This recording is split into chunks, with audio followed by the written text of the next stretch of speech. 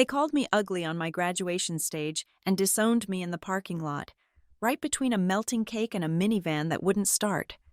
10 years later, I signed a document that made me the silent owner of the company my parents worshipped, and the employer of the son they kept. Tonight, in a glass boardroom over Ardent Falls, they will learn that the assistant they mocked is the woman who holds their future. I built a ledger instead of a life. My name is Ivy Rowan, and this is not a story about forgiveness. The heat at the Briarview High graduation was a physical weight. It was a humid, oppressive thing that clung to the 200 polyester gowns baking on the football field. The air smelled of cut grass, cheap perfume, and the first hint of ozone from a storm that refused to break. My certificate, when they finally called my name, mispronounced, as always, was already damp in its cheap cardboard folder. The ink felt tacky. My palms were sweating, not from nerves, but from the simple, physical misery of the day. I watched my classmates, their faces bright and empty, hugging and crying, planning beach trips and college orientations. Their futures were sketched out in bright primary colors. Mine was a void. In the parking lot, the atmosphere thickened. The storm was closer, the sky a bruised, yellowish gray. This was where the real graduation took place. My mother, Carlene, was fanning herself with a program, her floral dress plastered to her skin. She looked at me, her eyes sweeping from my limp hair to the scuffed toes of my hand-me-down shoes. She didn't hug me. She didn't say congratulations. She sighed, a small, sharp sound of profound disappointment. "Well, that's done," she said, as if I'd just finished a tedious chore, like cleaning the gutters. She adjusted the strap of her purse. "I just don't know what you're going to do. Ivy, honestly, no one will hire you. Looking like that." Looking like that was the summary of my 18 years. It meant my face was too angular, my hair a dull brown, my eyes lacking the bright, vacant blue of my brother, Mason. It meant I was not Carlene's reflection. I was a genetic clerical error. My father, Dale, was wrestling with a sheet cake that was visibly melting in its plastic box. The frosting had begun to slide, taking half a "congrats" with it. He grunted, shoving the cake into the trunk of our dying minivan. He pulled an envelope from his shirt pocket. It was from my Aunt Ginny. I recognized the spidery handwriting. $20, Dale scoffed, looking at the card inside. He didn't hand it to me. He looked at the $20 bill as if it had personally insulted him. A waste of postage. Then, he did it. He crumpled the card and the bill into a single, tight ball and threw it into the overflowing trash can beside our parking spot. It landed on a half-eaten hot dog. I watched it settle. $20, enough for a week of bus fare. "Dad," I said. My voice was flat. "What? It's an insult," he snapped. $20 for graduating? She might as well have spit on you." He had, in effect, done just that. Then came the main event. Dale turned to my brother, Mason, who was leaning against the minivan, texting. Mason hadn't even graduated. He'd just finished his junior year. Barely. "Mason," Dale said, his voice suddenly thick with pride. He tossed him a set of keys. They weren't the minivan keys. They were the keys to the family's other car, the old beige sedan. "She's all yours, son, for your future. A future that's worth something." Mason caught the keys, a lazy, triumphant smirk spreading across his face. The same face Carlene adored. "Sweet, thanks, Dad." A future that's worth something. The words hung in the hot, sour air. They began to pack the car. My car. The car I had been promised for 3 years. The one I was supposed to use for community college classes. But the gifts weren't for me. Anyway, they were for Mason. A new laptop, still in its box, which had been presented as a joint gift. Clothes, cash from relatives, all of which had been quietly diverted to his college fund, though Mason's grades suggested his future was in manual labor, not academia. They packed the sedan, the car he had received for my graduation. They packed the melting cake. They packed the laptop. Then they got into the minivan, Carlene in the passenger seat, Dale in the driver's, Mason in the back, already plugged into his phone. They didn't look at me. They left me standing there, alone, next to the trash can, under a row of sickly-looking birch trees whose bark was peeling off in thin, papery strips. The van's engine turned over, choked, and then finally caught with a puff of blue smoke. I watched the taillights disappear. I didn't move. I just stood, feeling the first heavy drops of rain begin to fall. A mockery of release. The cheap polyester of the gown was heavy and cold. The parking lot was empty. My hand went into the pocket of my gown. There was one envelope left, not from Aunt Ginny. It was thin, unsealed. My name. Ivy was scribbled on the front. I opened it. Inside was not cash. It was a paper coupon from a fast food place. Buy one burrito, get one free. Tucked into the fold was a small piece of aluminum foil, greasy, with crumbs of what looked like a blueberry muffin stuck to it. It was garbage. A hand-me-down insult. I looked at it for a long time. This was my inheritance, a coupon and some crumbs. My phone buzzed. It was an old model. The screen a spider web of cracks. A text from Carlene. Don't come home. The key won't work. You're on your own. Not even a period. Just the finality of a sent message. The key won't work. You're on your own. Spelled wrong. I stood there until the rain plastered the gown to my skin. The void I'd been sensing wasn't a void. It was a starting line. I took off the gown, folded it neatly, and placed it on top of the trash can. I walked out of the Briarview High parking lot in my damp dress and scuffed shoes, holding a buy one get one free coupon. Easton Ridge was on the other side of the river, where the paper mill stained the air with a constant, sulphurous stench. I used the cash I'd saved from a babysitting job, a job Carlene always skimmed from, to rent a room. It wasn't an apartment. It was an attic. The ad called it a studio loft.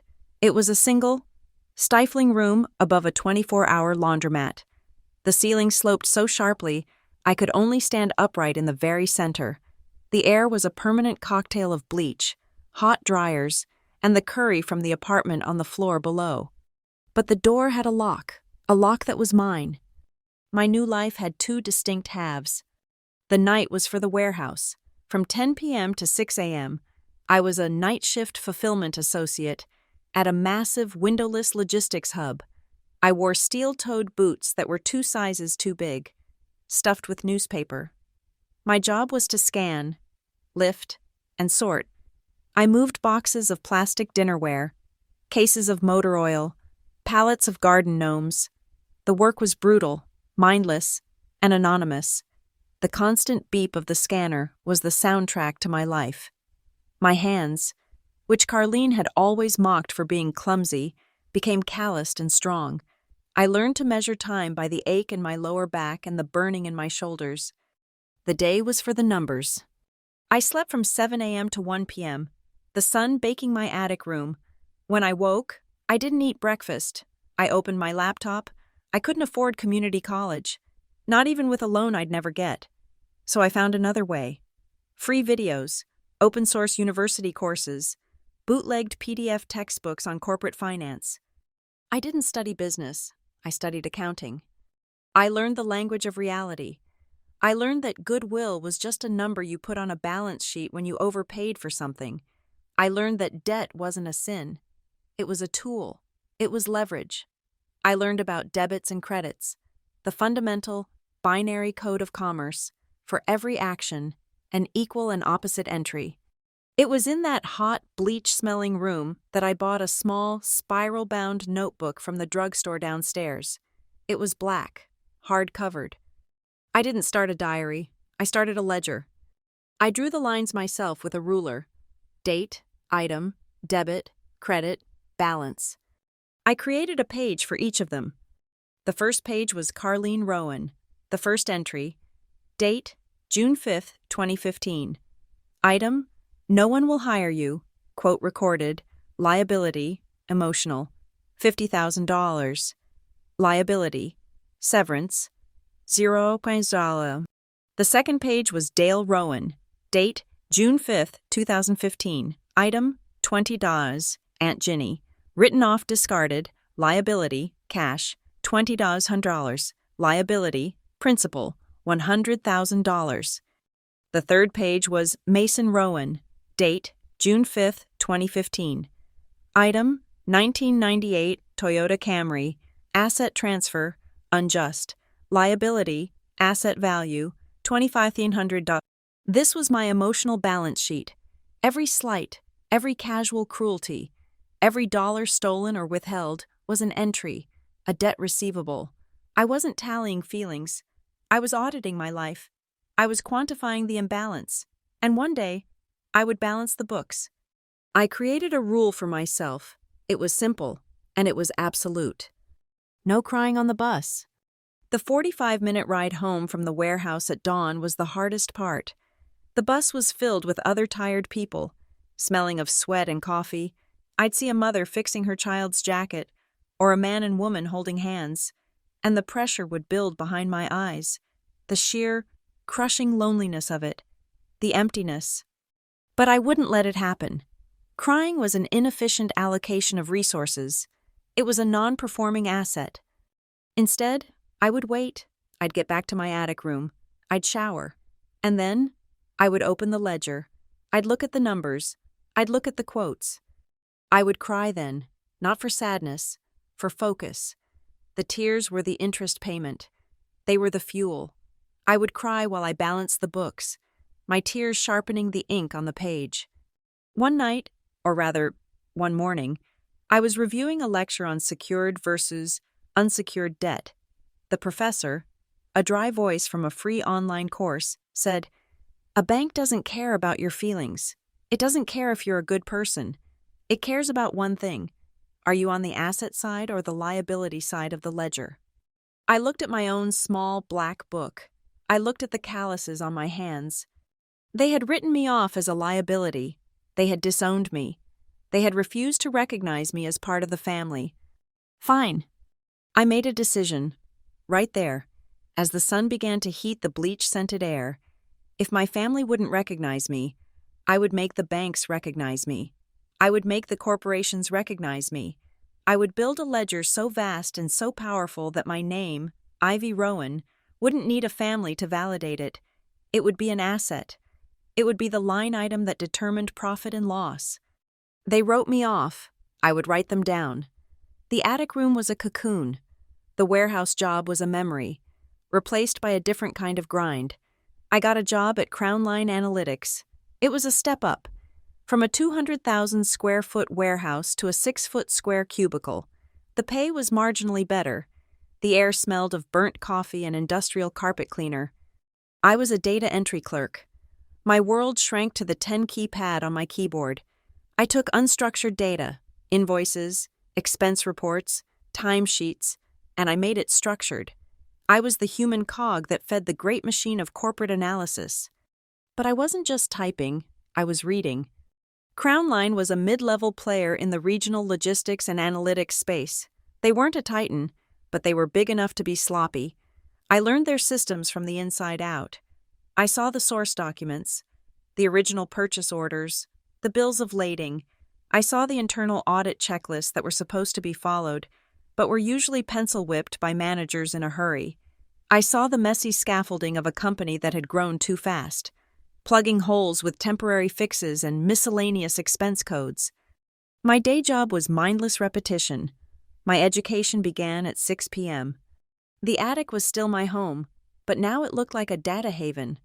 I ran 2 refurbished monitors side by side. My nights were no longer for lifting boxes. They were for cleaning books. I took freelance jobs from small businesses on the verge of collapse. A bakery that hadn't reconciled its cash register tapes in 6 months. A trucking company whose accounts receivable were a tangle of duplicate invoices and unapplied payments. They paid me pennies on the dollar to do their dirty work. They thought I was just a bookkeeper. I was a data archaeologist. I taught myself to scrape data. I learned to take 1,000 scanned PDF invoices, blotchy and crooked, and using a series of scripts, extract the relevant lines. Vendor ID, invoice num, date, amount. I standardized them into clean, perfect CSV files. I deduplicated data sets that had been corrupted by years of human error. I was a digital janitor, sweeping the dark corners of their balance sheets. And I got fast, very fast. At Crown Line, I was getting bored.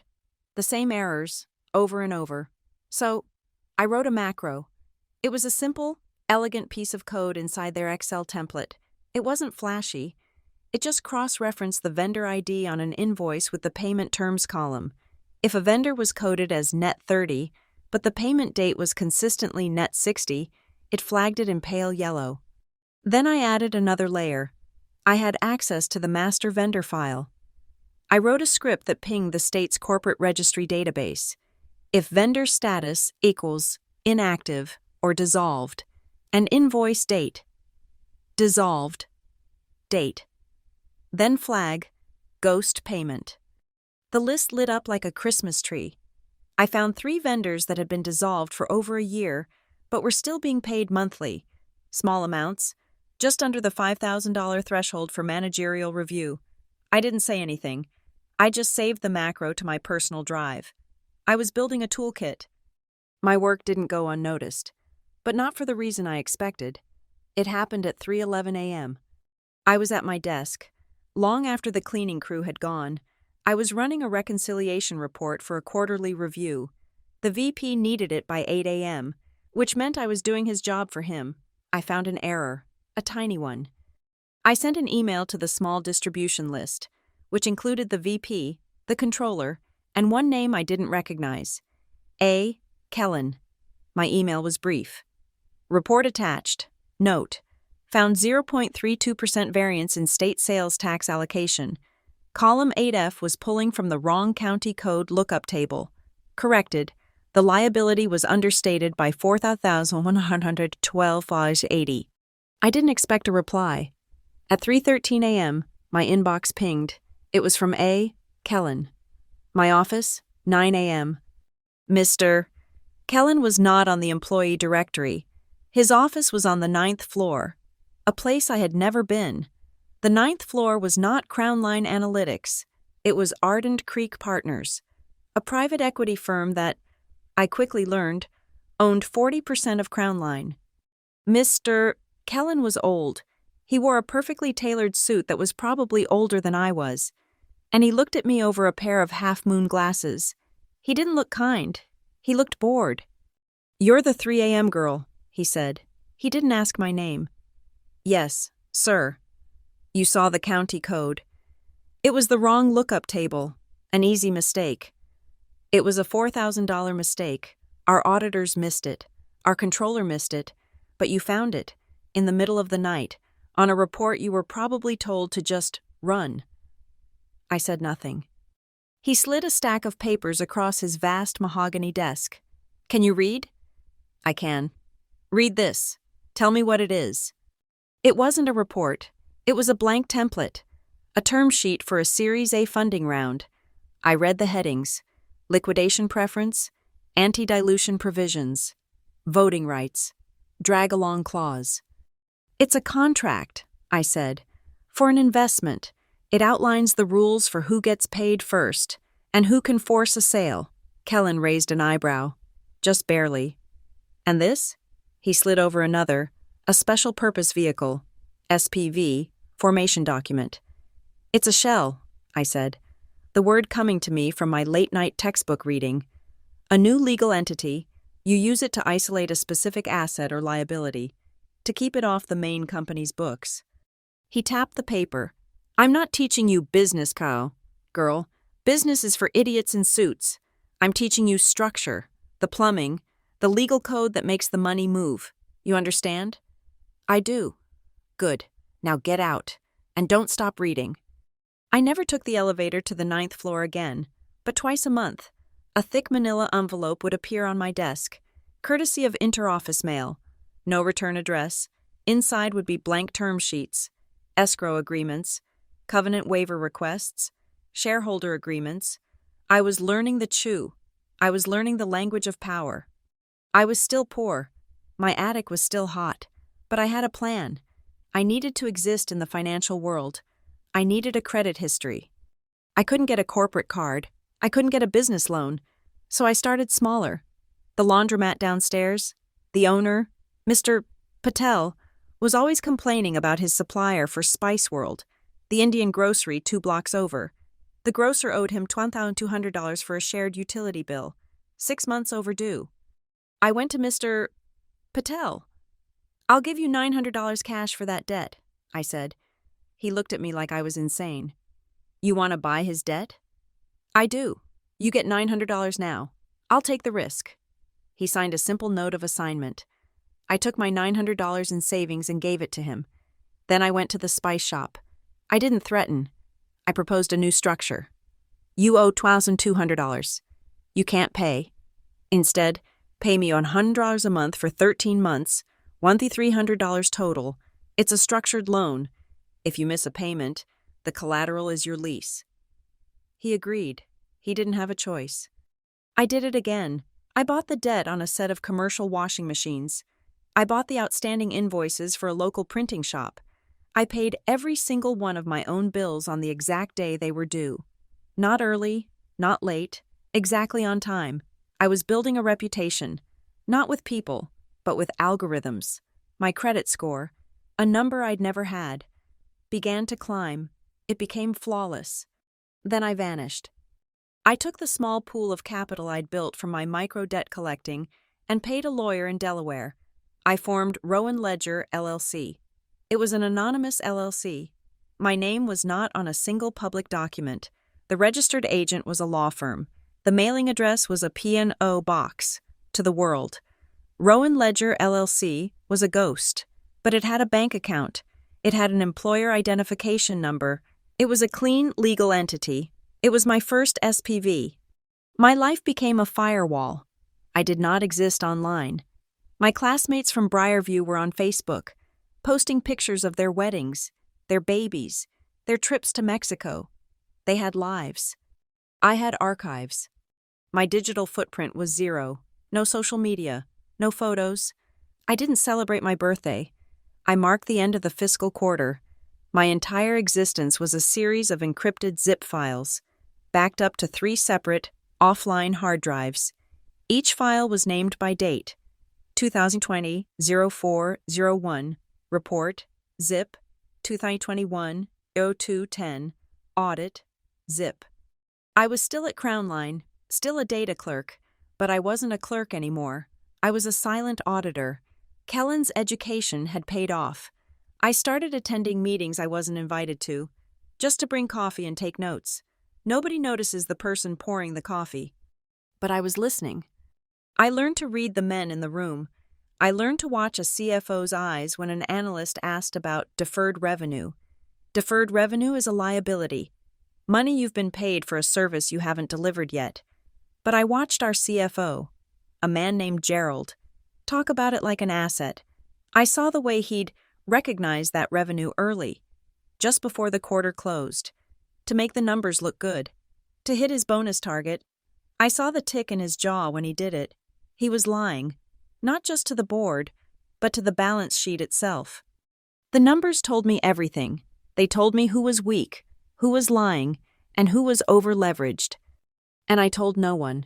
I just filed it away, in my head, in my ledger, in the encrypted drives.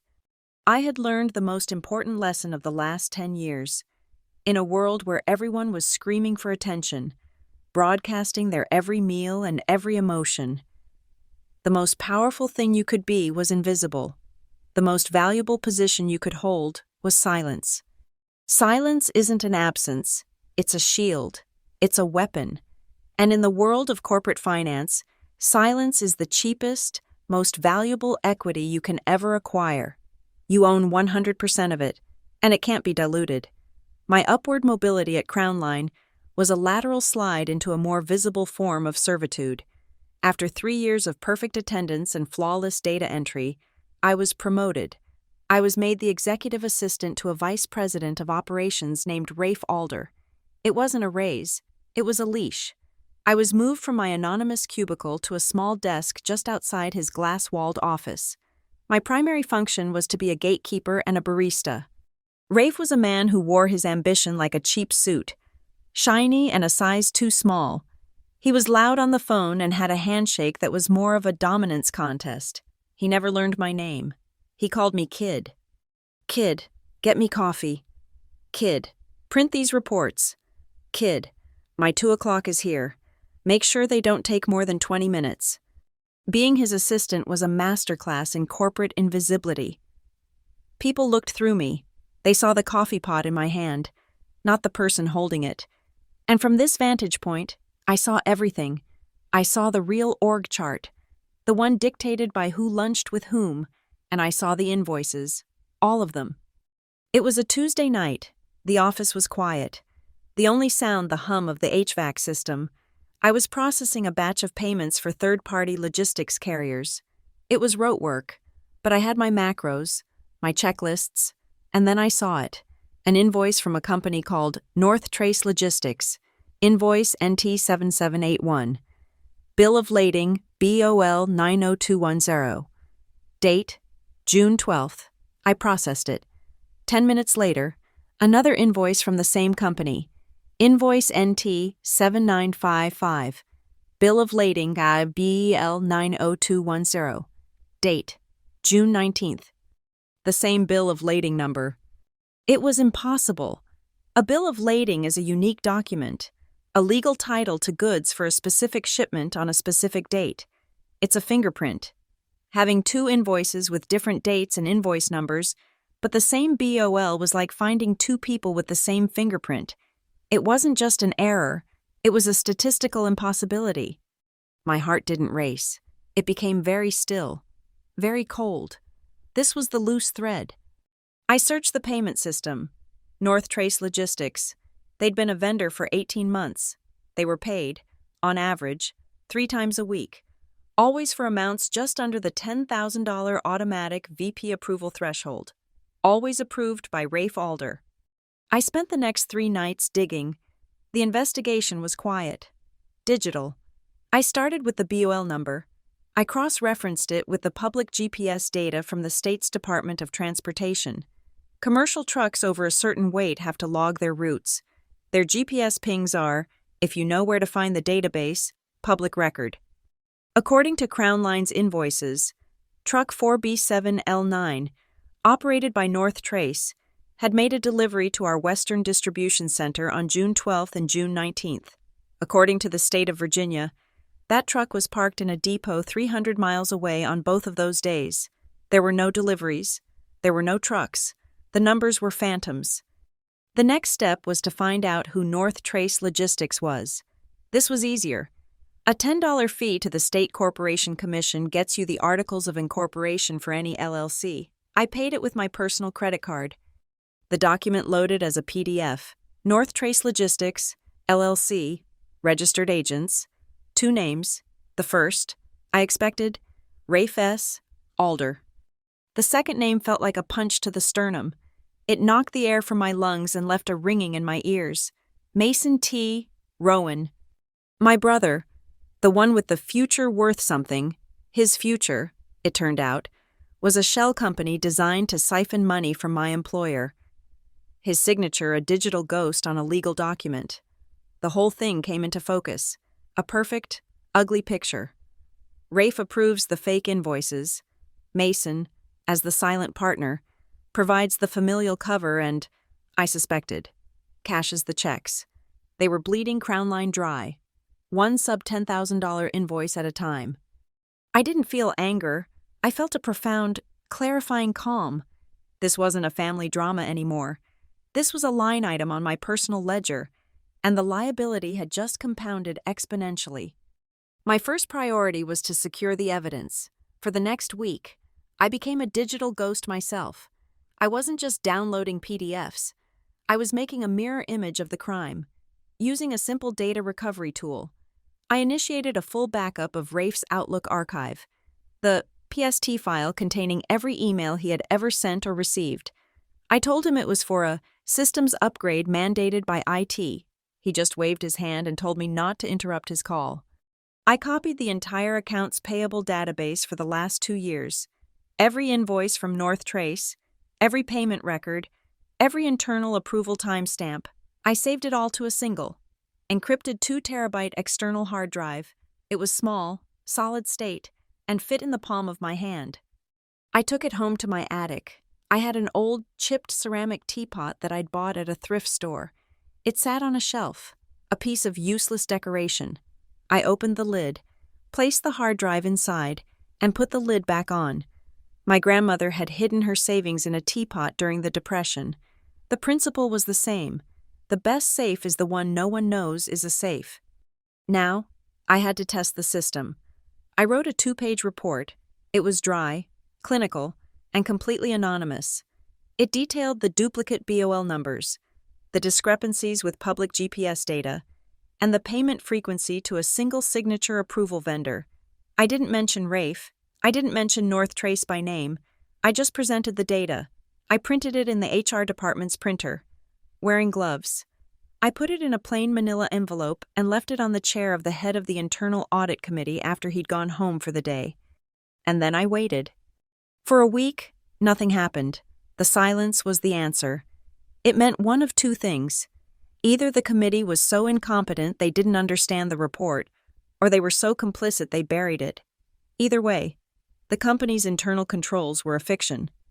The confirmation came the following Monday. Gerald, the CFO whose jaw tick I knew so well, walked over to my desk. He didn't usually venture into the operations bullpen.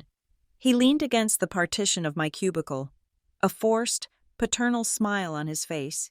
He smelled of expensive cologne and fear. "Ivy," he said, using my name for the first time in years. "I was just looking at your employee file. 10 years. You're a hard worker, a smart kid." "Thank you, Mr. Thorne." He lowered his voice. "You're a very smart kid. You see things, patterns. That's good. But this is a big company, a complicated machine. Sometimes, it's not healthy to be too curious about how the machine works. You understand?" It was a threat, wrapped in a compliment. He wasn't confirming my suspicions. He was confirming that they knew. They knew someone was digging, and his presence at my desk was the warning shot. "Stop." I looked up at him, my face a perfect mask of polite incomprehension. "I just try to make sure the numbers add up, sir." He patted my cubicle wall. "That's a good girl. You just keep doing that." He walked away. That night, I opened my black ledger. I turned to a new page. The header was Crown Line, Executive Committee. The entry was simple. Date, October 22nd, 2024. Item, tacit acknowledgement of fraud. Warning delivered via CFO. Asset, leverage, immeasurable. New entry.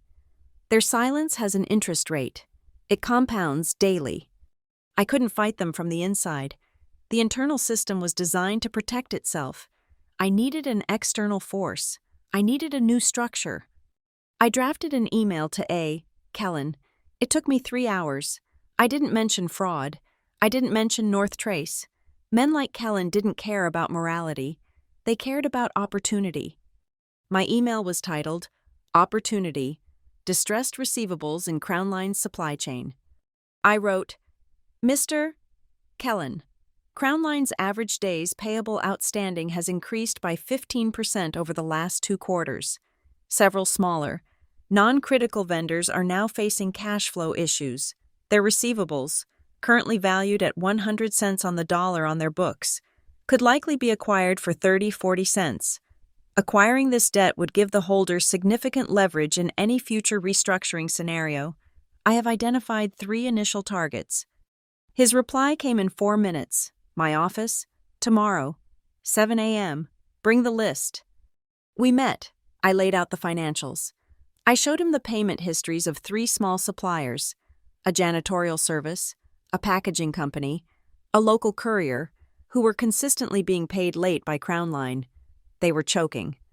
Kellen listened, his fingers steepled. He didn't ask me how I knew. He just saw the opening. "We'll need a new vehicle," he said. "Clean, unconnected to Ardent Creek." "I've already drafted the incorporation documents for a Delaware SPV," I said, sliding the folder across the desk. "I propose we call it Quiet Ledger Y." He looked at the name, and for the first time, A flicker of something that might have been a smile crossed his lips. Quiet ledger, he mused. I like it. What's the strategy? I looked him straight in the eye. The plan had been forming in my mind for years. A long, patient algorithm waiting for the right variables, and they were all finally in place. The strategy is simple, Mr. Kellen, I said. We don't buy the company. We buy its debts. We control its payables. When you own a company's debt, you own its leash. First, you control the debt. Then, you control the equity. You control the ledger. And then, you control everything. Quiet ledger. I was born in silence and executed its first move in the dark. We were a ghost, a name on a Delaware filing, funded by a wire transfer from Mr. Kellen that was routed through 2 other holding companies. I was the managing partner, though my name appeared nowhere. The only trace of me was my signature on the operating agreement, stored in Kellen's private vault. Our targets were the vulnerable, not the big trucking firms, but the small-time suppliers Crown Line treated like a revolving line of credit.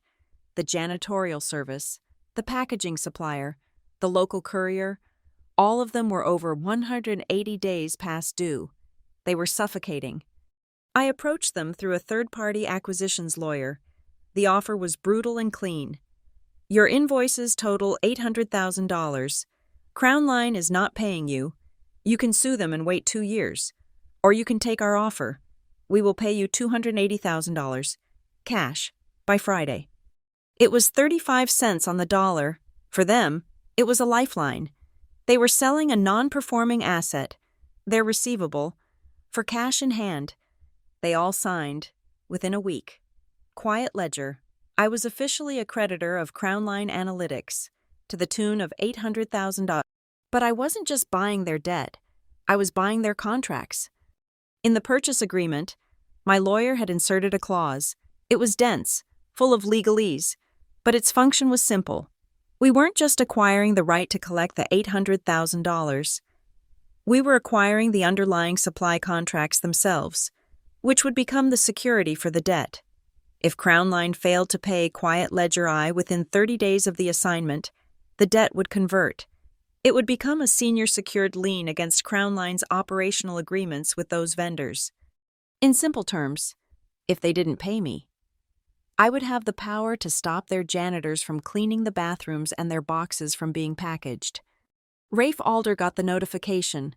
I watched from my assistant desk as he scanned the letter from our lawyers. He laughed. He physically laughed. A short, barking sound. He called in the CFO, Gerald. You see this? Rafe said, tossing the letter on his desk. Some bottom feeder called Quiet Ledger bought up our janitor's debt. They think they can squeeze us. Gerald, ever the nervous one, read it more closely. This clause, it mentions a lien on the service contracts. Rafe waved his hand, the ultimate gesture of dismissal. It's trash. It's unsecured debt. We owe everyone money. They can get in line. They've got no standing. He was wrong. What Rafe didn't know, because he never read the fine print, was that he was operating under a misconception. 2 years prior, Crown Line had acquired a smaller logistics firm. Buried in that merger's boilerplate, a 400-page document I had read on a Saturday, was a successor in interest clause. It stipulated that all new vendor contracts, if assigned, would automatically carry the same security rights as the original acquired company's debt. It was a poison pill, left over and forgotten. Rafe thought I had bought unsecured trash. I knew I had just bought a secured, high-priority lien. I had bought a set of keys to the building. The next step was to bring in the big guns. Kellen's money had started the engine, but I needed the weight of an institution. I presented the file to Ardent Creek Partners, Kellen's firm. Quiet Ledger. I now holds $800,000 in secured senior debt against Crown Line. I explained in their boardroom. I was still the kid from the data floor, but I was the only one in the room who knew the combination to the safe. The company is actively fraudulent, siphoning cash through a shell vendor. North Trace Logistics. We are going to trigger a cash flow crisis. When we do, the board will need a white knight investor. Ardent Creek will be that knight. The partners were skeptical. I wasn't. "We co-invest," I proposed. "Ardent Creek joins Quiet Ledger Y as a limited partner. Your capital allows us to buy up 2 more, larger debts. In exchange for your buy-in, you receive a golden share, a single share that gives you veto power over any major asset sale. You'll be our insurance policy against the board trying to sell the company out from under us." They saw the play. It was a classic loan-to-own strategy, but with an inside track. They agreed. The war chest grew. Now it was time to light the match. I took my ceramic teapot from the shelf. The hard drive inside held the entire fraud, packaged and clean, the duplicate BOLs, the GPS logs, the PST file, the North Trace Incorporation documents. I copied the core evidence to a new, sterile USB drive. I drafted a new complaint. This one didn't go to Crown Line's useless audit committee. It went to the state auditor's office, Division of Corporate Compliance. It was, of course, anonymous. It was filed through a public library computer 20 miles away. The complaint was a masterpiece of bureaucratic language. It didn't allege theft. It alleged significant and repeated discrepancies in state tax filings related to unsubstantiated vendor payments, potentially impacting state revenue. I wasn't accusing them of stealing from the company. I was accusing them of stealing from the state. That, I knew, would get their attention. It did. The auditors arrived 2 weeks later. It was a surprise. They walked in on a Thursday morning. 3 grim-faced people in government-issue suits. They didn't go to Rafe's office. They went straight to accounts payable. The panic was immediate. Gerald, the CFO, turned a pale, chalky white. Rafe began shouting into his phone. The entire floor froze. And then, the performance began. A junior auditor, overwhelmed by the sheer volume of paper, needed someone to help pull and copy invoices for the last 24 months. A harried accounting manager, looking around, saw me, the quiet, invisible assistant. "You," she snapped. "Ivy, you know the filing system. Get in here. They need everything for N. Start with North Trace." I nodded, my face a mask of neutral helpfulness. "Yes, ma'am." I spent the next 6 hours at the industrial copier. It was the loudest sound in the building. Whir-clack, whir-clack, whir-clack. I printed every single fake invoice from North Trace, thousands of pages. I printed the corresponding payment authorizations, all signed by Rafe. I accidentally included the internal emails I had saved, the ones where Rafe told accounting to expedite payment per my authority. The machine ran like a rainstorm. I made 3 copies of everything, one for the auditors, one for safekeeping, and one for the company's own, now mandated, internal review. I was, in effect, legally forcing the company to create an evidence file against itself. The fallout was catastrophic, and it was immediate. The auditors didn't find discrepancies. They found a gaping hole. They froze the company's ability to pay any vendor without their countersignature. Cash flow stopped, not slowed, stopped. The news hit the bank by noon. Crown Line was in violation of its loan covenants. The bank didn't wait. They issued a formal notice of default and a margin call. They demanded the company post an additional $10 million in collateral by the end of the week, or they would seize the assets. The minority shareholders, the doctors and dentists who had bought in during the last private round, started calling, screaming. Their stock was about to be worthless. The company was going to be liquidated. Rafe and Gerald were in the main boardroom for 48 hours straight. They were trapped. They had no cash. They couldn't pay their suppliers. They couldn't meet payroll. They couldn't satisfy the bank. They were going to lose everything. On Friday, at 6 p.m., with the bank's deadline just hours away, a new player entered the game. I was the one who buzzed them up. "Mr. Kellen is here to see the board." Kellen walked in, followed by 2 lawyers from Ardent Creek Partners. He looked like a savior. "Gentlemen," Kellen said, his voice calm, "I understand you're in a difficult position. Ardent Creek is not interested in seeing a regional employer like Crown Line go under." Rafe, his face slick with sweat, practically ran to him. Kellen, thank God. We need a bridge loan. Just to satisfy the bank. We can sort this out. Kellen shook his head. We don't do bridge loans. Too risky. We'd be last in line to get paid. But we are prepared to make an investment. He slid a single-page document across the glass table. A solution. It wasn't a loan. It was an offer of capital. Quiet ledger. I and Ardent Creek Partners would jointly inject $15 million in cash, effective immediately, enough to satisfy the bank and make payroll. In exchange, Kellen continued, we will receive preferred stock, Class C. Gerald, reading the terms, looked confused. Preferred stock, with a conversion feature? That's right, Kellen said. Standard terms. The stock converts to a controlling interest, 51% of common shares, upon the triggering of any one of several conditions. Rafe didn't care. What conditions? Who cares? Just sign it. It's this or bankruptcy. Gerald kept reading, his voice trembling. Triggering conditions include the formal indictment of any C-suite executive, a material finding of fraud by the state auditor, or a default on any senior secured vendor contract. Rafe didn't even hear him. He was already grabbing a pen. The rest of the board members, their personal fortunes on the line, nodded frantically. They didn't understand what they were signing. They just saw cash. They saw salvation. They saw no other option. They signed, the entire board, one by one. I was in the room. I was there to pour the water. As they signed the document that would end their careers, I quietly refilled their glasses. I noted the brand of the pen. I watched Rafe's hand shake as he signed his name. Kellen looked at me, a brief, imperceptible nod. The deal was done. I stepped back to the credenza. I picked up the silver tray with the empty teapot. I looked at the digital clock on the wall. 6:42 p.m. I made a note of the time. The books were about to be balanced. For 10 years. The line item family had been dormant in my ledger, a zero balance account I never intended to reopen.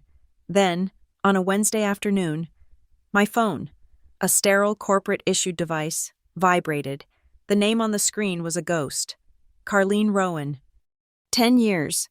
No call when I turned 20. No text when I turned 25. No contact through 3 apartment changes, 2 job titles, and 1 silent acquisition of a multi-million-dollar debt portfolio.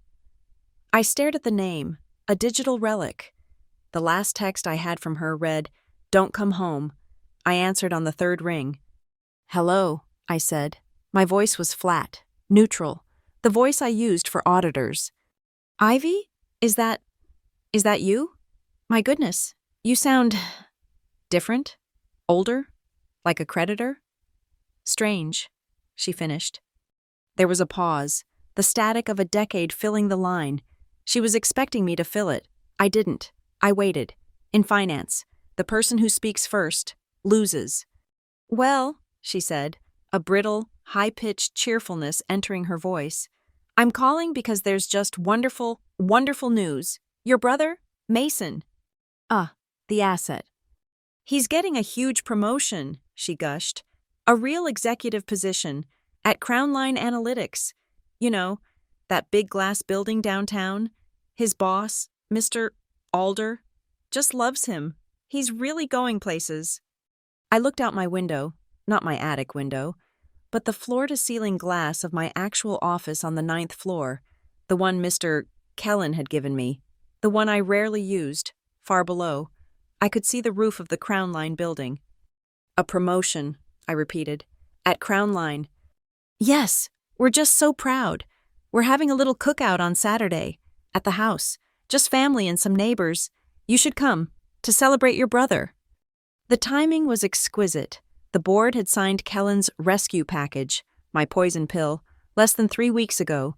The trap was set, the conversion triggers waiting, and here they were, my family, calling to celebrate the success of the very fraud that was about to bring the whole structure crashing down. They were celebrating a future I had already foreclosed on. "I'll be there," I said. "What time?" Brackenfield was a time capsule. The same vinyl-sided houses, the same patchy lawns, the same palpable atmosphere of quiet desperation and competitive lawnmower starting. As I pulled my 10-year-old nondescript sedan to the curb, I could smell the propane and lighter fluid. The air was thick with it. I walked up the cracked concrete path. Nothing had changed. The house was the same beige, the trim a slightly more faded brown. Through the chain-link fence, I could hear them. My father, Dale, laughing his booming, empty laugh. I stepped through the side gate into the backyard. It was a sea of polo shirts and cargo shorts. Tiki torches, unlit, stood at awkward angles. Neighbors I vaguely recognized, now thicker and grayer, stood around a cooler, holding cans of light beer. Carlene saw me first. Her face did a complex, 2-second calculation. Surprise, that I came, assessment of my appearance, and disappointment, the result of the assessment. I was wearing my camouflage, black slacks, a plain gray blouse, my assistant uniform. "Ivy, you made it," she chirped, kissing the air near my cheek. She smelled of hairspray and cheap white wine. "You look tired. Are you eating enough?" "Hello, Carlene," I said. "Dad's at the grill. Mason's inside." My father glanced over, spatula in hand.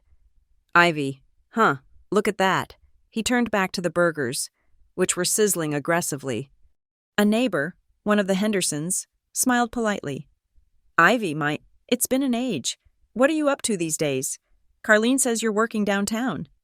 Before I could answer, Dale stepped in, wiping his hands on an apron that said, "License to grill." "Oh, yeah, our Ivy's a smart one. She's an assistant over at Crown Line, right? Gets coffee for the big shots." He chuckled, as if sharing a charming family joke. "But hey, she tries, right, kid?" "Something like that," I said. Carlene leaned into Mrs. Henderson, her voice a conspiratorial whisper I was clearly meant to hear. "She's always been good with numbers. Just, quiet. I keep telling her, if she just put on a little lipstick, maybe some mascara, they might move her up to the front desk. Receptionist. That would be nice, wouldn't it?" I smiled, a tight, empty, customer service smile. I was a ghost at my own funeral. They were describing a person who no longer existed, if she ever had.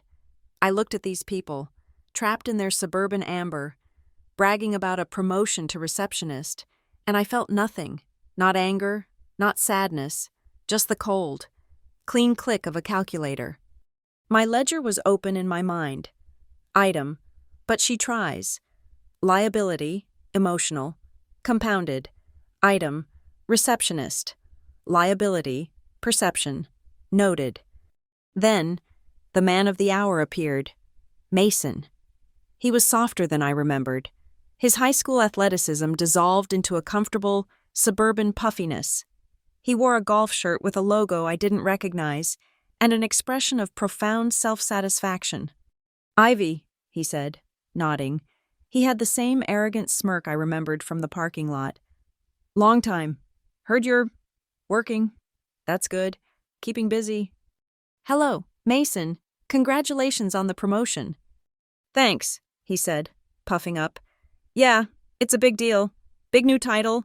Big new responsibilities. Rafe, Mr. Alder, he's got me on the fast track." He was practically vibrating with unearned pride. He reached into his back pocket and pulled out a flimsy, newly printed business card. "Got the new cards in," he said, handing it to me as if it were a solid gold bar. I took it. The cardstock was thin, the ink slightly raised. Mason T. Rowan, and below it, Operations Manager, North Trace Logistics. My breath caught, not in shock, but in awe, the sheer, uncut stupidity of it. He was proud. He was proud of his title at a phantom company, a shell entity designed to bleed his partner's employer dry. He was handing me a signed confession, laminated. He had no idea. He was Rafe's patsy, the useful fool who would take the fall. "Operations Manager," I said, my voice perfectly level. I read the name of the company aloud. North Trace Logistics. "Yep, we handle all the special projects for Crown Line," he said. winking, as if he and I were in on a secret, but his secret was different from mine. "This is impressive," I said. He grinned. "Big things." I didn't put the card in my purse. I opened the small, black, hard-covered notebook I carried with me everywhere. My real ledger. I slipped the card between the pages. He didn't even notice. It was just another piece of data. Exhibit B. They asked me where I lived. "Same place," I said. "An attic room in Easton Ridge, above the laundromat."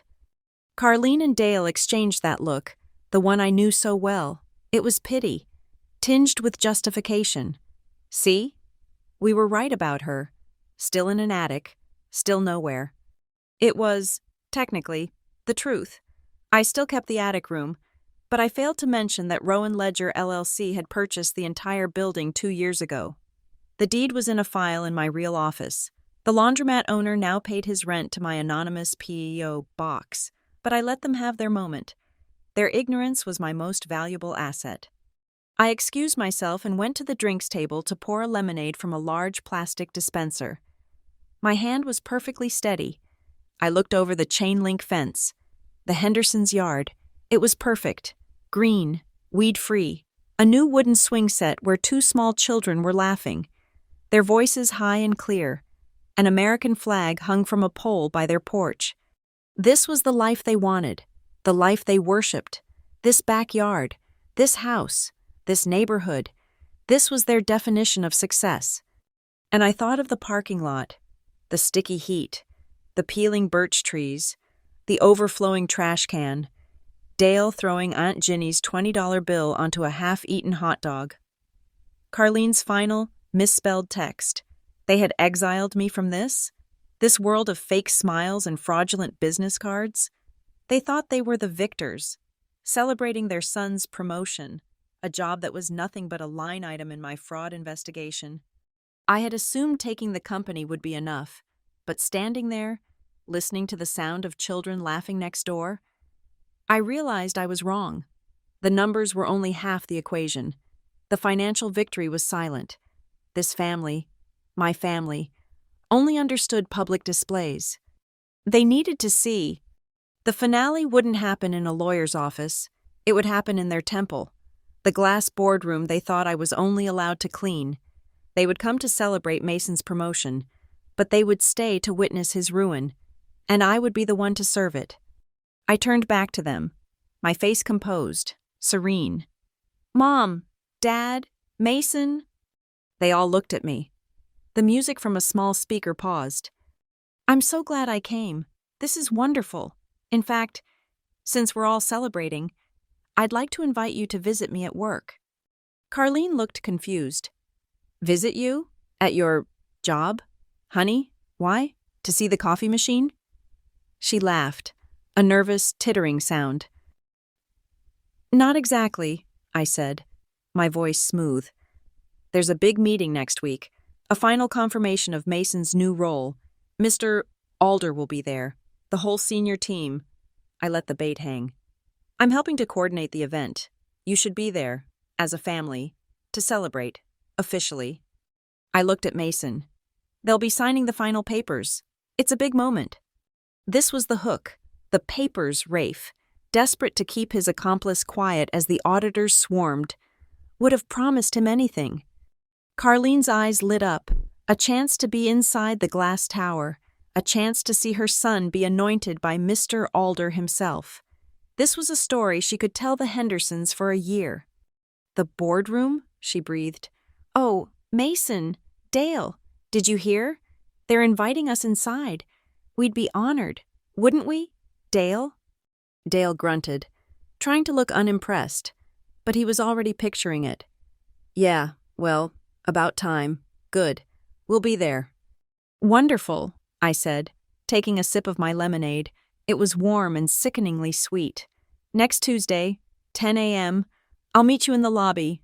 I'll sign you in." The 24th floor boardroom was a statement. It was designed to intimidate. The Crown Line building was the tallest in Ardent Falls, and this room, at its apex, had a single wall of floor-to-ceiling glass that overlooked the entire city and the river that cut through it. The air was cold, recycled, and smelled of new, expensive wool carpet and the faint, citrus and oak tang of furniture polish. The table was a 20-foot sheet of black, reflective glass, a dark mirror for the men who sat around it. They were all there, the men whose signatures mattered. Rafe Alder, VP of Operations, was at the head of the table, texting, a picture of impatient importance. Gerald Thorne, the CFO, sat to his right, already pale, a sheen of sweat on his upper lip. He knew the auditors were still downstairs. He was a man on a gallows. Waiting for the trapdoor to open, there was Blevins, the interim chairman, a man whose spine was made of jelly, and 3 minority shareholders, local businessmen who looked nervous, sensing the company's distress, but not knowing its cause. And then there was my family. I had signed them in at the lobby, and their awe was pathetic. Carlene had audibly gasped when she saw the marble atrium. Dale had nervously cleared his throat, his ill-fitting suit jacket bunching at the shoulders.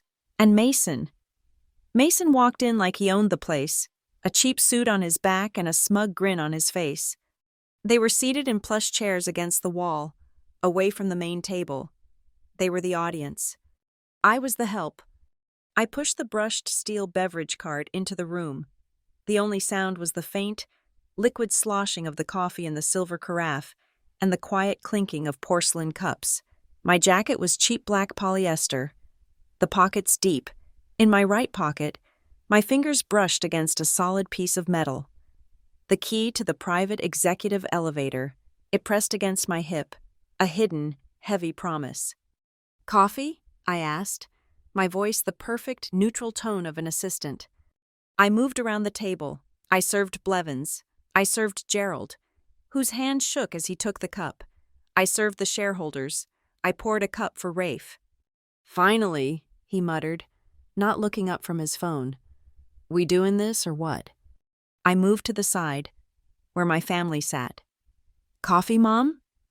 Carlene was staring at the view, her mouth slightly open.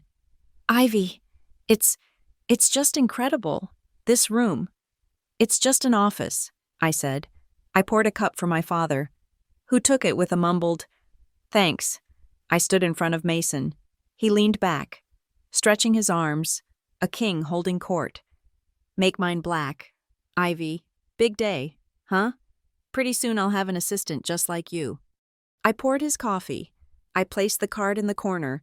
Then I walked to the head of the table, to the large, 80-inch monitor built into the oak wall. Blevins cleared his throat. "Right. Well, this is largely a formality. We're here to welcome Mason Rowan to his new role as, Operations Manager, Special Projects." Rafe cut in, bored. "Let's just sign the paper. Blevins, we have a liquidity crisis to solve, in case you forgot." "Yes, of course," Blevins stammered.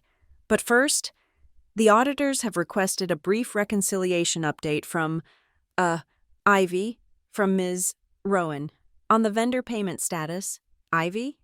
All eyes turned to me. It was a moment of profound cognitive dissonance for them. The girl with the coffee pot was now at the presentation lectern. I plugged a simple, black USB drive into the port. The screen lit up. The title slide was simple: Vendor Aging and Conversion Terms. Rafe actually laughed. A short, sharp, ugly sound. "Are you kidding me? This is cute. We are hours from defaulting on our bank covenants, and the kid is going to give us a PowerPoint on late payments? Get out of here." "This is cute," he'd said. I logged the quote. I didn't look at him. I looked at the screen. As requested, this is the vendor reconciliation report. I clicked the remote. The slide changed.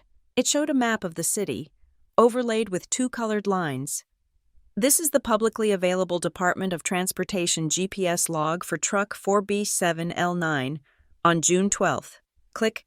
This is the invoice, NT7781, from North Trace Logistics, for a full load delivery on June 12th, using that same truck, approved by Mr. Alder." Click. This is the actual route of the truck on that day. As you can see, it never left the East Side Depot. It was parked for 72 hours. The delivery never happened.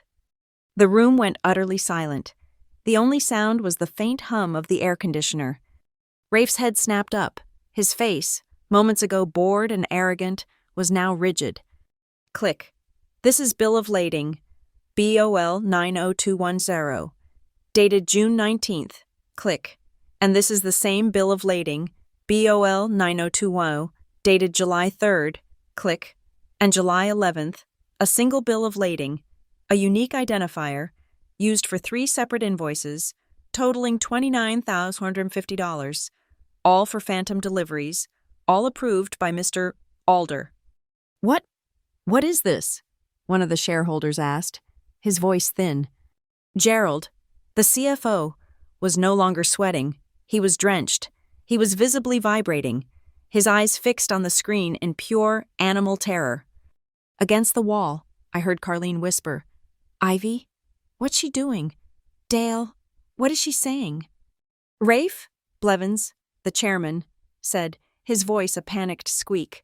What is this? Rafe was on his feet. This is slander.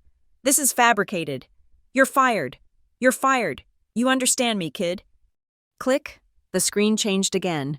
It was a high-resolution scan of an email. From M. Rowan at northtracelogistics.com to R. Alder at crownlineanalytics.com. Subject, forward invoice. Rafe, just forward this to AP. Keep it under $10K like you said. Need the wire by Friday or I can't cover the lease on my new truck. M. Mason stopped breathing. He made a small, choking sound. I watched my mother's face as she read the email, her eyes moving from the screen to Mason, and then, finally, to me. Her expression was a horrifying landscape of confusion, dawning realization, and betrayal. Get legal on a video call, now, Blevins shouted, fumbling with the conference phone. Shut this meeting down. Ms. Rowan, you are... You can't shut it down, I said. My voice was calm, and it cut through the panic like a scalpel. It's already been triggered. I clicked the remote one last time. The slide was stark white, with black, serif text. Notice of conversion. Quiet Ledger I, LP. Gerald Thorne, the CFO, made a sound like a dying animal. Oh, God, no. He knew exactly what it was. The Class C Preferred Stock Agreement, signed by this board on October 3rd, I announced to the room, contained several conversion triggers. This was not a rescue package. It was a purchase option. What? One of the shareholders yelled. What trigger? Condition 2A, I said, as if reading from a script. A material finding of fraud by the state auditor. This condition was met yesterday at 4:11 p.m., when the auditor's office filed their preliminary report, confirming significant and repeated fraudulent payments to a shell corporation. You received that report, didn't you, Gerald? Gerald put his head in his hands. As if on cue, the heavy oak doors to the boardroom swung open. Mr. Kellen entered. He was flanked by 2 other lawyers from Ardent Creek Partners. They were not smiling. They walked with the slow, deliberate confidence of men who had already read the last page of the book. Kellen, Rafe stammered, his face ashen. What is this? This is a hostile. It's not hostile, Rafe, Kellen said, his voice mild. It's just business. The conversion has been executed. As of 9:00 a.m. this morning, Quiet Ledger I and Ardent Creek Partners have exercised their option. We hold a 51% controlling stake in Crownline Analytics. Blevins, the chairman, collapsed back into his chair. We'll sue. This is... A done deal, Kellen's lawyer said, placing a slim, leather-bound folder on the black glass table. The first act of the new ownership is to install an interim chief executive officer, effective immediately, pending a full forensic audit and criminal investigation. The lawyer opened the folder. Inside was a single sheet of paper and a heavy, brass and lacquer pen. He slid both across the reflective surface, past Rafe, past Gerald, until they stopped. Directly in front of me, I looked at Rafe. His eyes were wide, his brain short-circuiting as he tried to connect the kid with the pen. I looked at Mason, He was staring at me, his face slack with a kind of primal terror. He looked like a stranger, someone I had never met. I uncapped the pen. The click was the loudest sound I had ever heard. I signed my name, Ivy Rowan. I slid the paper back. Rafe's voice was a ragged whisper. Your quiet ledger? My family was frozen. A tableau of horror against the far wall. Carlene looked like she was going to be sick. I looked at Mason, his entire future evaporating in that one silent moment. I learned to balance ledgers, I said. The black ink of my signature was still wet on the appointment letter. The reflective glass of the table threw back a distorted image of the room. A silent, stunned audience and a new queen at the head of the table. Blevins, the interim chairman, was the first to find his voice. He was a man accustomed to process, to hierarchy, and the world had just turned upside down. He looked from me to Kellen, his face a mask of desperate confusion. He was trying to find the proper box to put me in. "Mr. Kellen," he stammered, his voice thin. Who is the managing partner of Quiet Ledger I? Who is in charge here?" Kellen didn't even look at him. His eyes were on me. He gave a small, almost imperceptible smile. It was the smile of a man who had just won a very long, very quiet bet. "Ms. Rowan," Kellen said, his voice filling the silent room. "I believe that's your call to make." This was the moment, the pivot point. 10 years had led to this single, deliberate series of movements. I reached up to the collar of my cheap polyester jacket. My fingers found the plastic clip of my ID badge. It was a flimsy thing, the laminate peeling at the corner. My photo was a pale, washed-out image of a tired girl with dull hair. The text beneath it was simple. Ivy Rowan, Executive Assistant. I unclipped it. The sound was a small, definitive snap. I let it drop onto the black glass table. It skittered for a moment and came to rest next to Rafe's trembling hand. He stared at it as if it were a venomous insect. Then, from the inside pocket of my jacket, I withdrew another badge. This one was different. It was heavy, made of brushed metal. The engraving was sharp and clean. There was no photo. There was only a name and a title. Ivy Rowan, Managing Partner, Quiet Ledger I. I clipped it to my collar. It felt heavy, solid, an anchor. Across the room, against the wall, I heard a sharp, ragged intake of breath. It was my mother. She had one hand pressed to her mouth, her eyes wide with a horror that was just beginning to curdle into understanding. Beside her, my father's chair made a harsh, scraping sound on the polished floor as he physically pushed himself back, away from me, as if my very presence had become a source of heat. "As the new majority shareholder," I said, my voice steady, devoid of emotion, "our first action is to ratify the appointment letter you see before you." I tapped the paper I had just signed. "Effective immediately, I will be assuming the role of Interim Chief Executive Officer of Crownline Analytics, pending the conclusion of a full forensic audit." The words hung in the cold air. Interim CEO. I let them land. I watched the comprehension ripple across the faces of the shareholders. I watched the blood drain from Rafe Alder's face. I was no longer the help. I was the house. I looked directly at Rafe. His entire posture had collapsed. The arrogant alpha who had ruled this floor was gone, replaced by a cornered, sweating man. "Mr. Alder," I said, the honorific dripping with acid. "As the outgoing Vice President of Operations, perhaps you'd like to offer a statement on these discrepancies, an explanation for the board." I gave him the floor. It was the cruelest thing I could have done. I was giving him the rope. He stood up, his chair bumping against the table.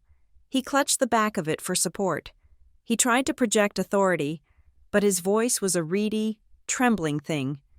This is a profound misunderstanding," he began, looking around the table, searching for an ally in a room full of enemies.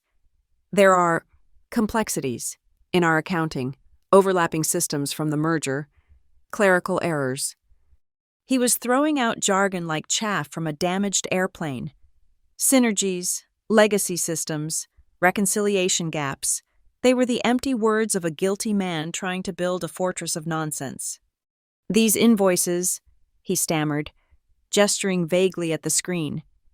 They may appear irregular, but I can assure you, every payment was made in good faith, for services rendered. This is a witch hunt, orchestrated by a disgruntled employee.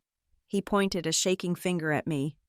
A disgruntled employee, I repeated, my voice flat. Is that your official statement? That this was all just a series of clerical errors? Yes, exactly. A misunderstanding, he said, seizing the word like a drowning man grabbing a piece of driftwood. I looked down at my phone, which I had placed on the table. I tapped the screen. I see, I said. Then perhaps you can help me understand this particular clerical error. I pressed play. A voice filled the room. It was tinny, distorted by the phone's microphone, but it was unmistakable. It was Mason's voice, young, eager, stupid. So the new invoice is for 9/5. Is that cool? Then Rafe's voice, low and conspiratorial. Yeah, that's fine. Just don't date it for this week. The auditors are sniffing around the AP department. Push the payment authorization to next Tuesday. It'll get buried in the end of quarter run. Then Mason again, a little confused. Push it? You sure? Okay, if you say so. And Rafe, his voice sharp, impatient. Just do it, Mason. Don't think. That's what I pay you for. I stopped the recording. The silence that followed was absolute. It was the silence of a tomb. Rafe Alder stood frozen, his mouth half open, his face the color of old parchment. The audio file was the nail in his coffin. A premeditated, recorded confession of conspiracy to commit fraud and obstruct an audit. The company's general counsel, who had been patched in via video conference, cleared his throat. His face, projected on a side screen, was grim. Mr. Alder, the lawyer said, his voice cold and devoid of sympathy, I am advising you, as corporate counsel, that your position is untenable. I would strongly recommend that you tender your resignation, effective immediately, in exchange for your full and immediate cooperation with all forthcoming investigations, both internal and external. The board may consider that cooperation when addressing the issue of financial clawbacks. That is the only deal on the table. You have 60 seconds to accept. It was a legal execution, swift and merciless. Resign now and maybe, just maybe, you won't be sued into oblivion. The unspoken part was that a criminal investigation was no longer a possibility. It was a certainty. A cooperation credit was his only hope of a lighter sentence. Rafe collapsed into his chair. He didn't speak. He just nodded. A single, spastic jerk of his head. All eyes in the room had been on Rafe, but mine were on Mason. He was looking at his parents. His face was a mess of terror and disbelief. He was a child again, looking to his mother and father to fix it, to make the nightmare go away. He was pleading with his eyes, "Help me, say something." They said nothing. Carlene was staring at her hands, her face a frozen mask. Dale was looking at the far wall, at the glass overlooking the city, as if he could will himself to be anywhere but in that room. Their silence was his verdict. They had bragged about his future, but now that his future was a prison cell, they had no words. They were cutting him loose, just as they had cut me loose in that parking lot 10 years ago. He was no longer an asset. He was a liability. I stood up. I had seen enough. The ledger was balanced. I looked around the table at the shocked faces. I looked at Rafe, a broken man. I looked at my family, a shattered illusion. The meeting is adjourned, I announced. My voice was the only one in the room with any authority left. The forensic auditors will be here within the hour. Security will escort Mr. Alder and Mr. Rowan from the building. Do not touch your computers. I walked towards the door. Pausing by the beverage cart, I picked up the silver coffee pot. It felt light in my hand. For the rest of you, I said, my voice carrying across the vast, silent room. There's fresh coffee in the lobby. I looked back at them one last time. my eyes cold and clear. In here, we only serve the truth. The aftermath was not chaos, it was paperwork. While my family was being escorted to a small, windowless conference room to wait, I returned to the 24th floor. The boardroom was empty now, a ghost of the confrontation. The only things left were the half-empty coffee cups and the lingering scent of fear. My first act as interim CEO was not to stand at the glass wall and savor the view. It was to sit at the head of that black reflective table, open my laptop, and begin issuing directives. The meeting minutes were the first order of business. They were drafted by Kellen's lawyer, a dry factual account of the proceedings. 10:32 a.m. Ms. Rowan presents findings of internal financial irregularities. 10:41 a.m. Notice of conversion of Class C. Preferred stock is tendered. 10:45 a.m. The new majority ownership group appoints Ms. Ivy Rowan as interim chief executive officer. I signed the hard copy.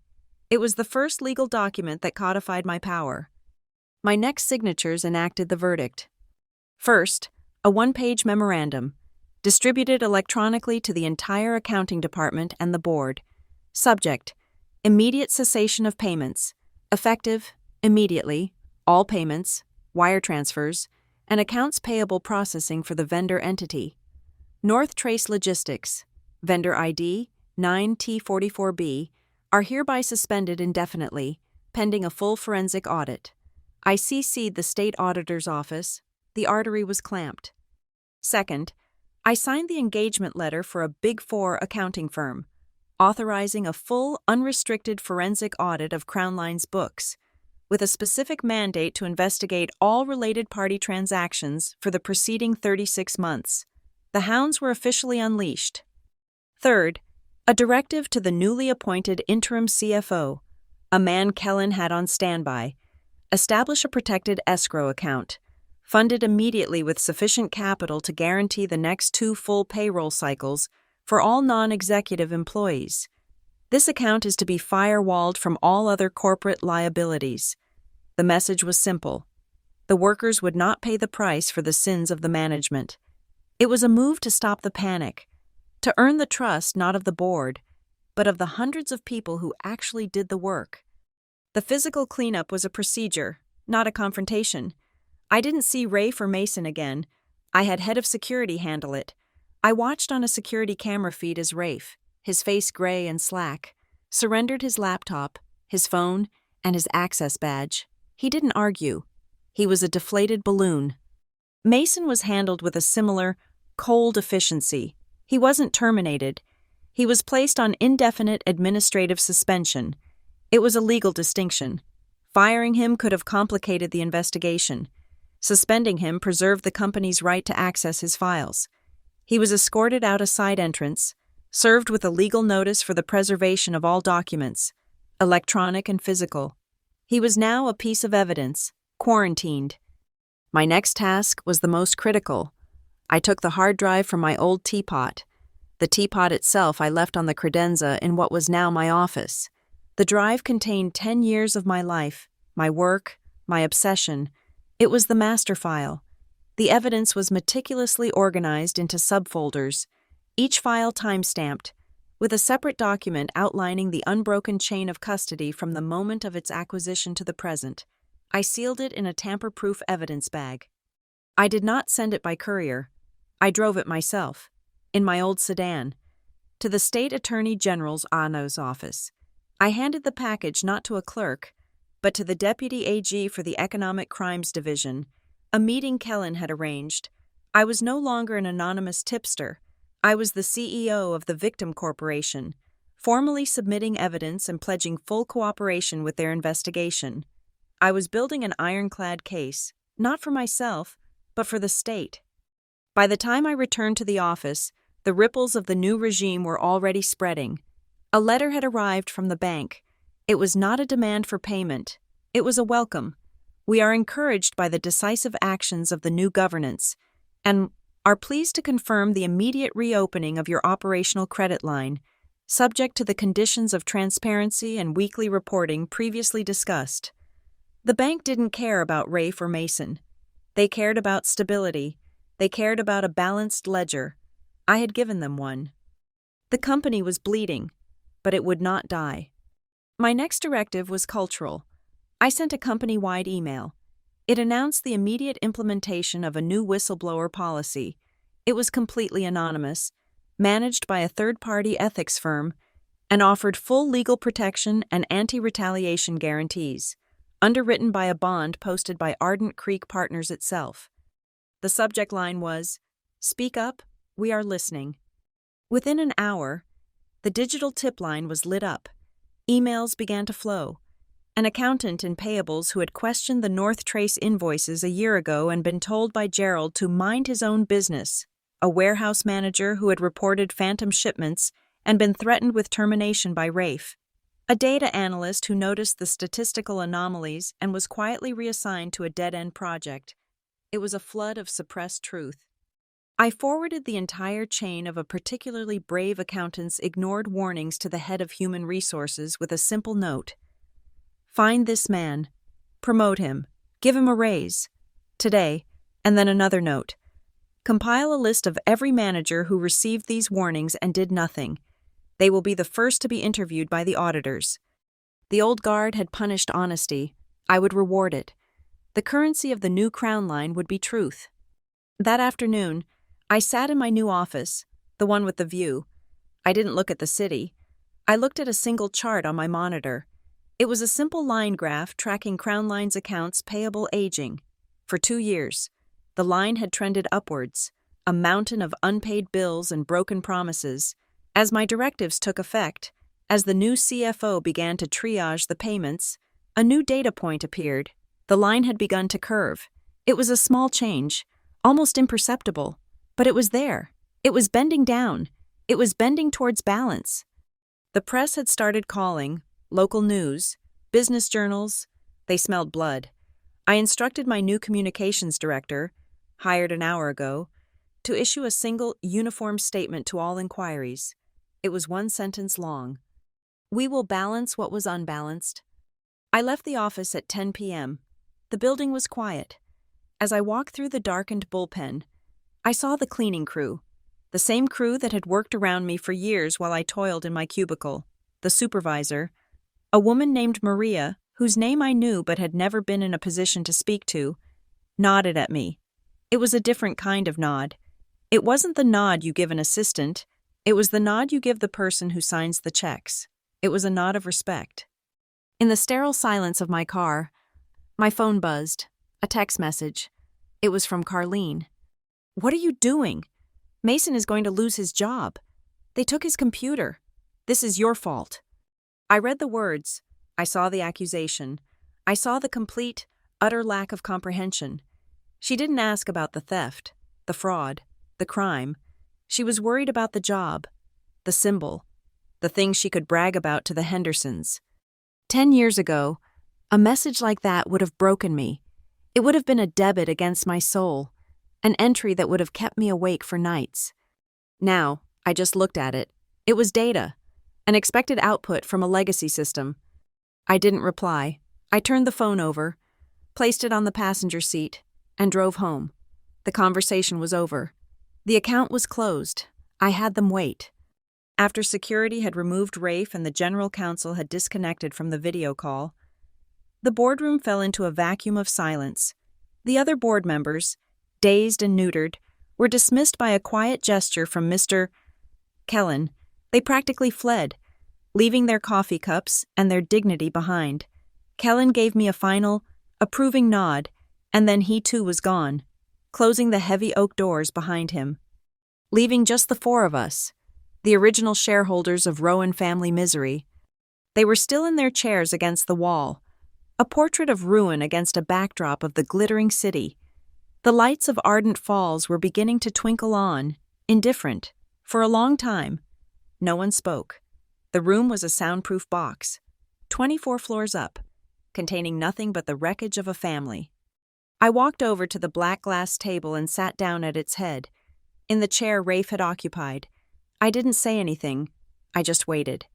The power in a negotiation belongs to the person who can endure the silence. It was my mother, Carlene, Who broke first?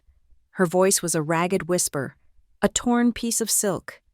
We're your family, Ivy. It was a plea, a desperate, final appeal to an emotional account she had overdrawn years ago. I looked at her. My face was calm. My voice was level. Family doesn't use fake invoices, Mom. The words landed in the quiet room with the finality of a gavel. It wasn't an accusation, it was a correction. A line item in the great, messy ledger she had never bothered to read. My father, Dale, shifted in his chair. He was trying to find his footing, to reassert an authority that had evaporated. He tried anger. "Why didn't you just say something?" he blustered, his voice cracking. "Why all this drama? If you knew something was wrong, why didn't you come to us?" "Come to you?" I asked. The question was genuine. Cold curiosity. I leaned forward, my hands flat on the cool, reflective glass. "I did, 10 years ago, in a parking lot. I said, 'Dad.' I said, 'That was Aunt Ginny's money.' I said, 'I need the car for school.' I said a lot of things, but my words had no collateral." I paused, letting him absorb it. "The problem wasn't what I said, Dad. The problem was that you couldn't hear me. Back then, I didn't have a balance sheet. Now, I do." I slid my laptop across the table and turned it to face them. I had a document prepared. It wasn't a threat. It was an offer, a structured deal. The title read, Employee Separation and Assistance Proposal, Mason T. Rowan. "What is this?" Mason asked, his voice hoarse. It was the first time he had spoken. "This is your chance," I said. "Your one chance. It's an offer. It is not negotiable, and it expires in 12 hours. I summarized the terms, my voice the same as if I were outlining a quarterly earnings report. 1. You will sign a full, detailed confession, prepared by our legal team, outlining the entire scope of the North Trace logistics scheme. No omissions. 2. You will agree to a full restitution schedule for all funds you received, to be garnished from any future earnings, indefinitely, until the debt is paid. 3. And this is the most important part. You will deliver a formal public apology, in person, to the 12 employees in the Western Distribution Center whose hours were cut last quarter to cover the operational shortfall your theft created." I looked directly at him. His face was pale, his eyes darting between me and his parents. He was looking for a savior. There wasn't one in the room. Is there any chance for me?" he whispered. "Any way out of this?" "I just gave you one," I said. "It's the truth.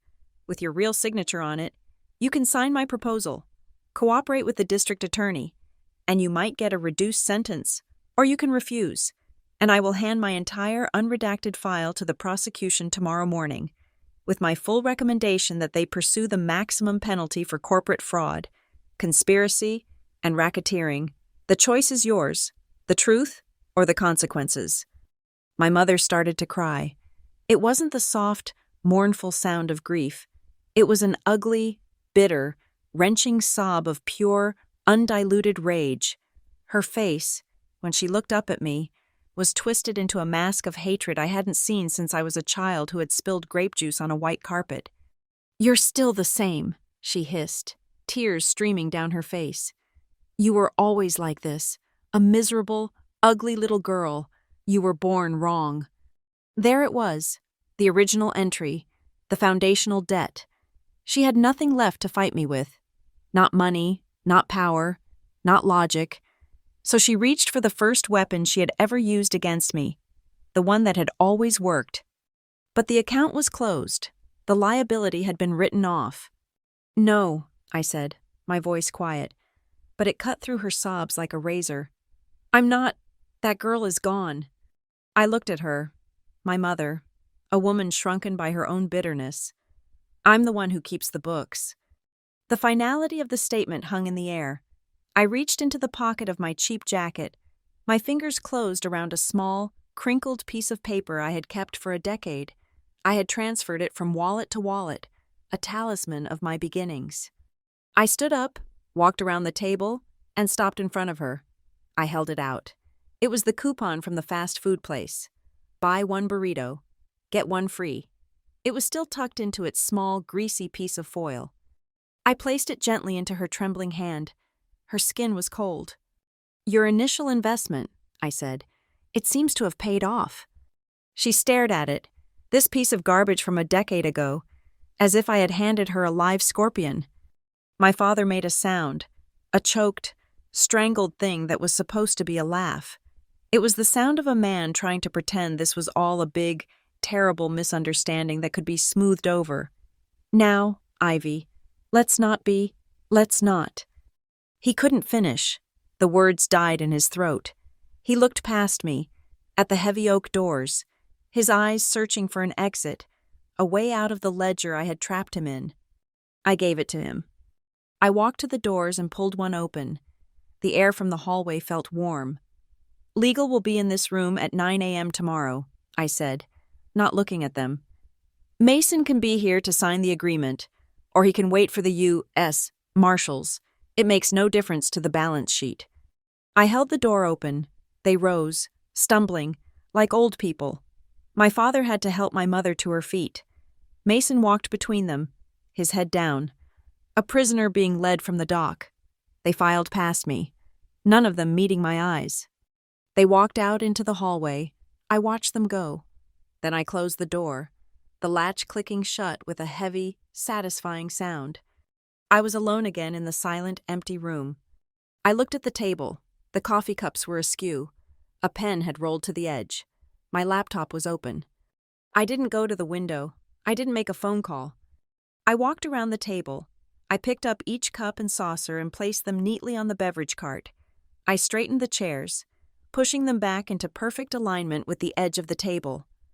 I picked up the stray pen and placed it in the center of a leather blotter, perfectly parallel to the edge. I restored the room to a state of order. I balanced it. It was the only thing I had ever known how to do. The heavy oak door clicked shut, the sound absorbed by the expensive wool carpet. The silence it left behind was absolute, a pressure in the ears. I stood alone in the center of the vast, empty boardroom. The stage was clear, the actors gone. All that remained was the set, and the quiet, methodical work of closing the books. I walked back to the head of the table, my footsteps silent on the thick pile. The city of Ardent Falls was a tapestry of light against the deepening twilight, a silent witness through the wall of glass. My laptop was still open, its screen a placid blue. There was one last task for the day, one final entry to make before closing this particular ledger. I sat down in the CEO's chair. It was no longer Rafe's chair or Blevins' chair. It was just a chair, a tool for the person in charge. I pulled the keyboard closer. The document was already on the screen, a PDF sent from Kellen's legal team. It was the formal appointment of the new interim chief financial officer, a partner from the independent forensic accounting firm I had engaged, a man with no loyalties to the old guard, a man whose only allegiance was to the numbers. I typed my name into the digital signature field. A box popped up, asking for my password. I entered it. The signature, my clean, practiced script, appeared on the line. I clicked Save and Distribute. A small notification confirmed it had been sent to the board, to HR, and to the man himself. The first brick of the new foundation was laid. I leaned back. The panoramic view of the city was perfectly reflected in the polished black surface of the table. The lines of traffic, the grids of office lights, the dark, winding ribbon of the river. It all looked like a colossal, living balance sheet, a city of assets and liabilities, of profits and losses, all tallied in real time. For 10 years, I had been an unrecorded liability, a rounding error. Now, I was the one holding the pen. My phone, lying face down on the glass, vibrated once, a soft, urgent hum against the table. I picked it up. It was a text from Kellen, just 2 words. Good work. It was the highest form of praise he was capable of giving. It was not emotional. It was a confirmation of a successful transaction. He was a man who appreciated a well-executed plan, a clean closing. My fingers moved over the screen. My reply just as concise. Balanced? I sent the message and placed the phone back down. There was nothing more to say. The objective had been met. My hand went to my collar, to the heavy, metal badge of the managing partner.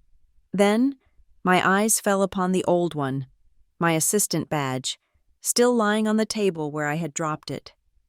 Ivy Rowan, executive assistant. I picked it up.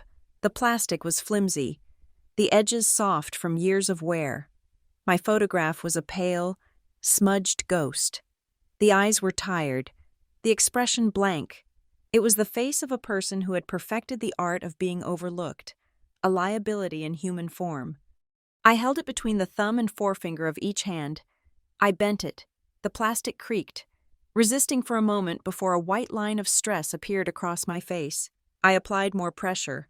My knuckles white, it snapped with a sharp, satisfying crack, breaking right down the middle. I stood up and walked over to the corner of the room, where a sleek, cylindrical, brushed steel trash can stood. It was the same kind of receptacle that had stood by my family's minivan in the parking lot of Briarview High, the one that had swallowed Aunt Ginny's $20, the one that had served as the tombstone for my old life. I dropped the two halves of the badge inside. They landed with a light, plastic clatter, a sound that was immediately swallowed by the silence, an echo, finally laid to rest. As I walked back to the table, my laptop chimed with a single, clinical notification. It was an automated system alert from the new forensic audit software we had just installed. The subject line was stark. Audit forensic, in progress. The machine was running now. The process was automated. Human emotion, human bias, human weakness. It was all irrelevant now. The algorithm would follow the money. It would uncover every false invoice, every secret bank account, every lie buried in the code. The consequences were no longer in my hands. They were simply a matter of computation. The verdict would be delivered by the numbers. I powered down the laptop. The screen went black, and in its dark, reflective surface, I saw my own face. It was not the ghost on the old ID badge. My eyes were clear. The lines of my face were sharp, defined. My expression was not tired. It was still, composed. The reflection was not blurry. It was a clear, accurate representation of the asset on the other side of the screen. There was no applause in the room. There were no congratulatory hugs. There was no champagne. The only sound was the low, constant, almost subliminal hum of the building's ventilation system. It was a sound I had come to know intimately over the years, a sound like the quiet, steady whir of a money-counting machine, endlessly, impassively, tallying the score. My work here was done. I gathered my few belongings, my phone, my keys, my laptop, and finally, I walked to the credenza and picked up the old, chipped ceramic teapot. It felt heavier than it looked. It contained the real ledger, the one written on a 2-terabyte hard drive, my small, secret vault. With the teapot cradled in my arm, I walked to the door. I paused and looked back one last time. The boardroom was pristine. The chairs were aligned. The table was clear. It was a space reset to zero, ready for the next day's business. It was a ledger, closed for the night, perfectly in order. As I stepped out and pulled the heavy door shut, a final thought settled in my mind. A single, closing entry to a decade-long account. They wrote me off. I wrote them down. Thank you so much for listening to my story. I'd love to know where you're tuning in from. So please drop a comment below and let's connect and share our thoughts. If you enjoyed this journey, don't forget to subscribe to the channel, like the video, and consider hitting the hype button to help this story be heard by more people. Your support means the world.